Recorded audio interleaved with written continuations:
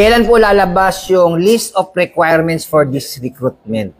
Wala pa as of now. Pag nag-announce na tayo ng quota, pag mag-i-start na tayo, i-release natin yung listahan. Pero for now, gaya nga ng sinabi ko kanina, yung school documents, eligibility, tsaka yung mga clearances na medyo matagal mag-expire, gaya ng NBI and police clearance, pwede na kayong kumuha nun. To include yung PSA. Tsaka yung school eligibility. Good morning, ma'am, sir. Pwede po ba ilagay sa purpose ng document for local employment? Yes.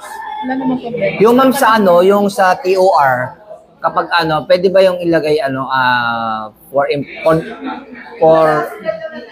kahit hindi PNP purposes? O dapat nakalagay talaga PNP Wala purposes? namang problema dun for Lahat po ba ng clearances naka-specific po ba for PNP application? as much as possible. Dapat. Mas maganda kung ano ganun po. Yeah. Ma'am sir, yung PDS po initial requirements, kailangan po ba naka-notarize na? Wag muna.